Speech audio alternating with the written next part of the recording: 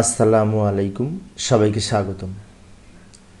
প্রাথমিক শিক্ষার মান উন্নয়নে শিক্ষকদের ভূমিকা কী হওয়া উচিত বলে আপনি মনে করেন? তো এই প্রশ্নটি শুরুতে আমরা কিছু ভূমিকা আকারে লিখব, এরপরে আমরা এইভাবে লেখাটা শুরু করতে পারি। উত্তরের পরে আরও লিখব, ভূমিকা আকারে কিছু লিখব আমরা, ঠিক আছে? তারপরে এখান থেকে শুরু করব যে প্রাথমিক বিদ্যালয়ে শিশুদের ভর্তি শতভাগ নিশ্চিত ও উপস্থিতি নিশ্চিতকরণের পাশাপাশি বিদ্যালয়কে শিশুদের নিকট আগ্রহী করে তুলতে শিক্ষকগণের ভূমিকা অপরিসীম এবং যে সমস্ত ভূমিকা থাকা উচিত সেগুলি নিম্নরূপ বলে এখানে আমরা কিছু তথ্য উপস্থাপন করার চেষ্টা করব। আমি অবশ্য বিভিন্ন সহায়ক বইয়ের আলোকে আলোচনা করার চেষ্টা করছি।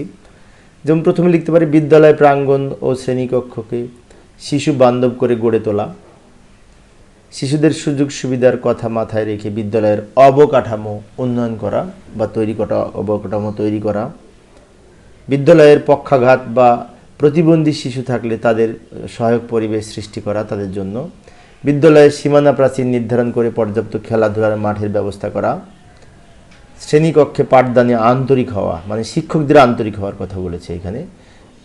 এই ক্ষেত্রে শিক্ষকদের ভূমিকা আছে।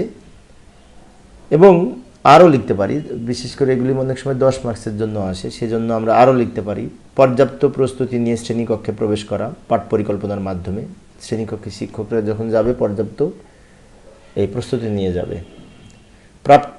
প্রাপ্ত প্রশিক্ষণের সফল বাস্তবায়ন করা, শিক্ষকরা প্রশিক্ষণে যেটি শিখবে বা জানবে সেটি বাস্তবায়ন করার চেষ্টা করবে শ্রেণীকক্ষে। শ্রেণীকক্ষ আকর্ষণীয় রং, ছবি, ফুল দ্বারা সজ্জিত করা, শ্রেণীকক্ষে ডিজিটাল মাল্টিমিডিয়া প্রজেক্টরের মাধ্যমে শিক্ষাদানের ব্যবস্থা করা, এতে শিক্ষার্থীরা আগ্রহী হবে। লেখাপড়ার পাশাপাশি শিশুদের মানসিক বিকাশেও পর্যাপ্ত সুযোগ প্রদানের ক্ষেত্রে খেয়াল রাখা, নিয়মিত বিদ্যালয়ের শিক্ষার্থীদের কর্তৃক গল্প, আবৃত্তি, ছবি আঁকা, গান, নাচ, অভিনয় সহ বিভিন্ন পাঠ্যক্রমিক যে সমস্ত কার্যক্রম আছে সে কর্মকাণ্ডগুলা এই চর্চা করার সুযোগ প্রদান করা।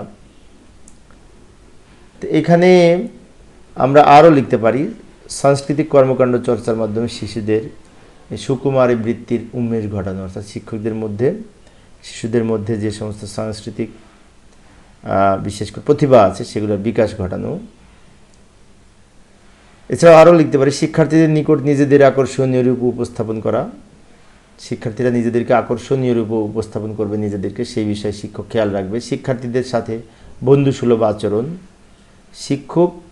শিক্ষার্থীর সম্পর্ক হবে বন্ধুসুলভ, মানে বন্ধুর মতো কিন্তু বন্ধু নয়, বন্ধুসুলভ আচরণ হবে। শিক্ষার্থীদের শারীরিক মানসিক সকল প্রকার শাস্তিদান থেকে বিরত থাকা, শিক্ষার্থীদের শাস্তিদান করা যাবে না।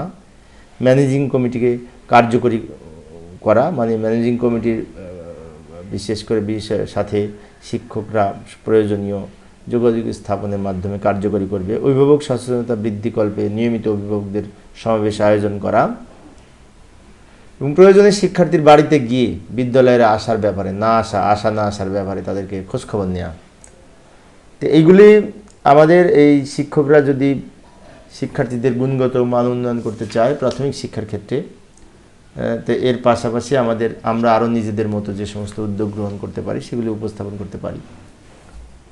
তো পরিশেষে উপরোক্ত বিষয় আলোচনা থেকে এটাই প্রতীয়মান হয় যে শিক্ষকদের ভূমিকার উপর বিশেষ করে শিক্ষার্থীদের স্কুলে আসার স্বতঃস্ফূর্ত বিষয়গুলি নির্ভর করে।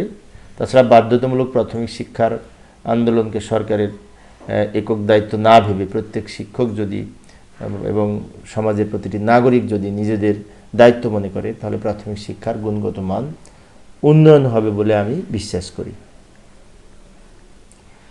এই ছিল আজকের আলোচনা। আমি অল্প অল্প করে আলোচনা করি। পরের সেশনটি দেখার আমন্ত্রণ রইল। পরিশেষে সবাই ভালো থাকবে এবং সুস্থ থাকবে এই কামনায়। খোদা হাফেজ।